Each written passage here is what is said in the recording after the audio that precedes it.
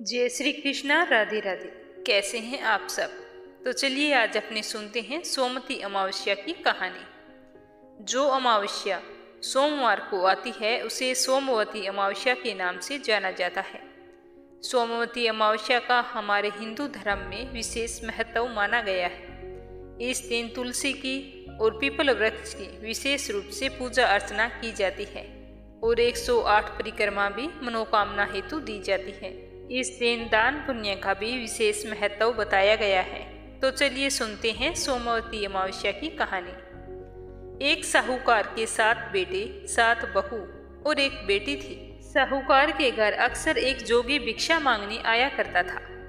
जोगी साहूकार की बहू भिक्षा देती तो वह ले लेता, लेकिन जब बेटी देती तो वह भिक्षा नहीं लेता और कहता कि बेटी तेरे सुहाग तो है पर इसके बाद में दुहाग लिखा है। यह बात सुनकर बेटी को चिंता होने लगी। दिनों दिन उसका शरीर कमजोर दिखाई देने लगा। एक दिन उसकी माँ ने पूछा कि बेटा तुम इतनी कमजोर क्यों दिखाई देती हो?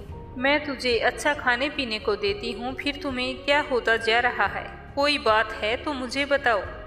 तब उसकी बेटी ने बताया कि माँ, एक जोगी जो भिक्षा मांगने आता है तो आप कोई भी उसको भिक्षा दो वो ले लेता है, लेकिन जब मैं उसको भिक्षा देती हूँ तो वो भिक्षा नहीं लेता और कहता है बेटी तेरे सुहागन होना तो लिखा है, लेकिन इसके बाद में तेरे दुहाग लिखा है। यह बात सुनकर उसकी माँ ने कहा कि कल वो आएगा तो मैं सुनूंगी। अगले दिन जब जोगी भिक्षा मांगने के लिए आया तो उसकी माँ किवाड़ के पीछे छुपकर बैठ गई। जब बेटी भिक्षा देने लगी तो जोगी ने भिक्षा नहीं ली और फिर वही बात बोली। तो इतनी बात सुनते ही उसकी माँ वहाँ से बाहर निकलकर आई और बोली कि साधु महाराज, हम एक तो तुम्हें भिक्षा देते हैं और तुम हमें ऊपर से गाली देते हो। तब जोगी बोला कि मैं गाली नहीं देता हूँ, जो सच है वही बोलता हूँ, जो इसके भाग्य में लिखा है वही मैं कहता हूँ। तो माँ ने जोगी से कहा कि तुम्हें यह पता है कि इसके भाग्य में दुहाग लिखा है, तो यह भी बता दो कि यह कैसे दूर होगा। तब जोगी बोला कि 7 समुंदर पार एक सोना धोबिन रहती है जो सोमवती अमावस्या का व्रत करती है। अगर वह आकर अपनी सोमवती अमावस्या का फल दे दे तो इसके वैधव निवारण हो सकता है। अगर ऐसा नहीं हुआ तो इसका विवाह होते ही इसके पति को सर्प डस लेगा।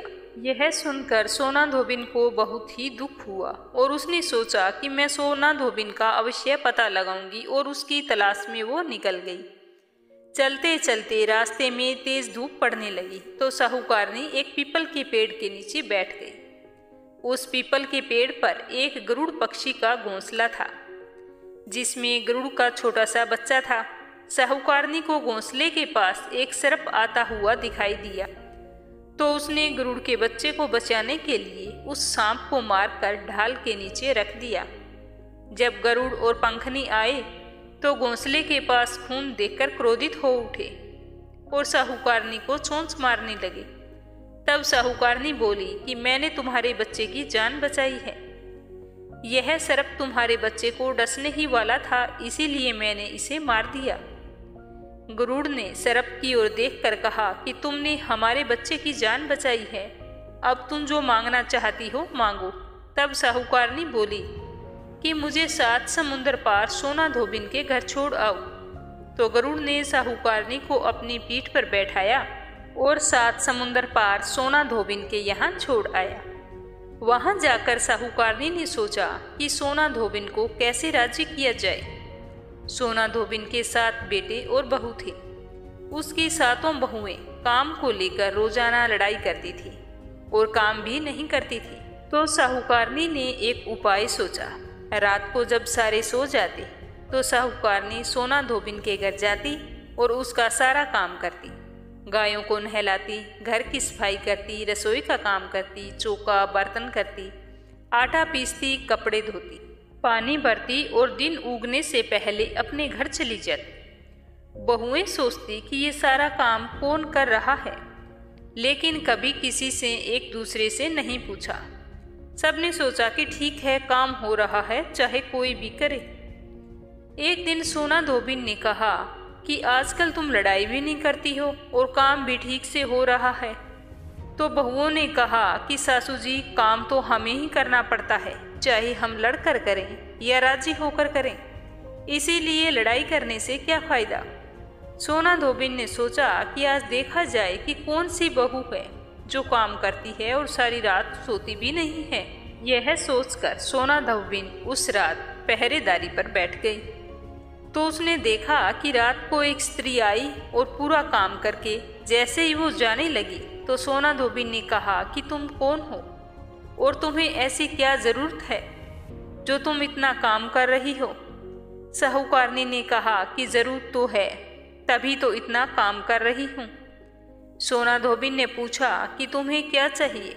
तो साहूकारनी बोली कि पहले मुझे वचन दो, तभी मैं बताऊंगी।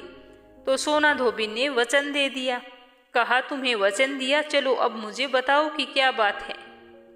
तो साहूकारनी बोली कि मेरी बेटी के भाग्य में दुहाग लिखा है, इसीलिए आप चलकर उसे सुहाग दें और सोमवती करें। सोना धोबिन अपने बेटे और बहू से बोली कि मैं साहूकारनी के साथ जा रही हूँ। यदि पीछे से तुम्हारे पिताजी की मृत्यु हो जाए तो उन्हें तेल घी के कूप में डालकर छोड़ देना, संस्कार मत करना, क्योंकि उस समय सोना धोबिन का पति थोड़ा अस्वस्थ था। फिर दोनों जनी वहां से साहूकारनी के घर चली जाती है।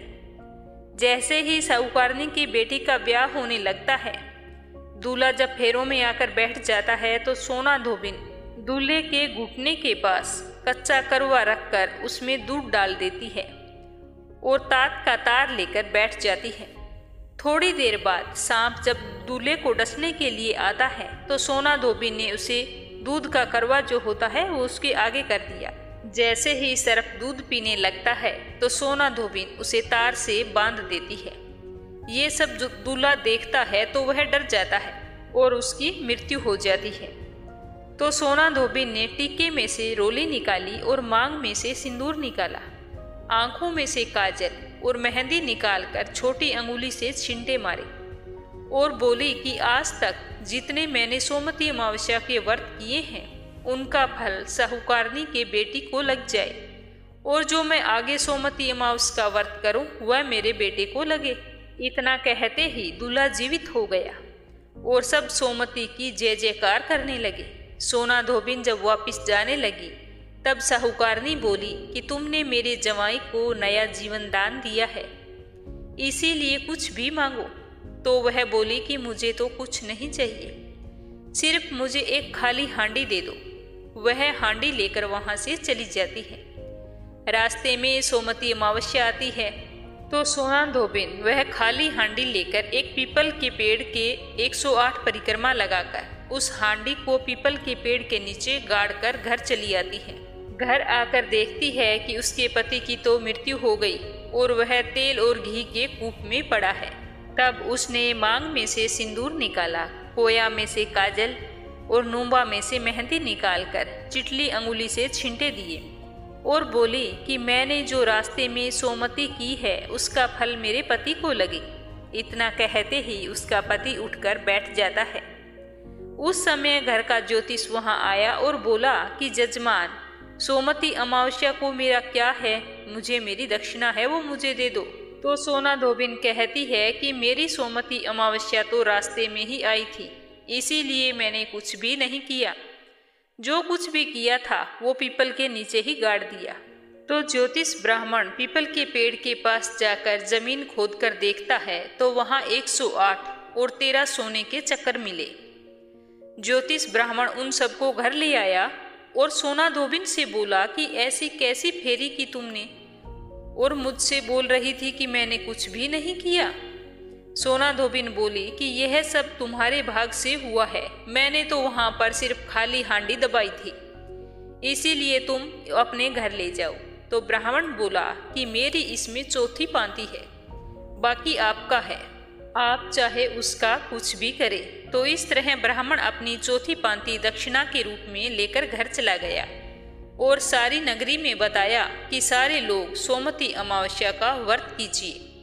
तो हे सोमती अमावस्या, जैसा साहूकार की बेटी को सुहाग दिया वैसा सबको देना। सोमती अमावस्या की कहानी कहने वाले को, सोमती अमावस्या की कहानी सुनने वाले को और हामी भरने वाले को, पूरे परिवार को देना। जय हो सोमती अमावस्या की।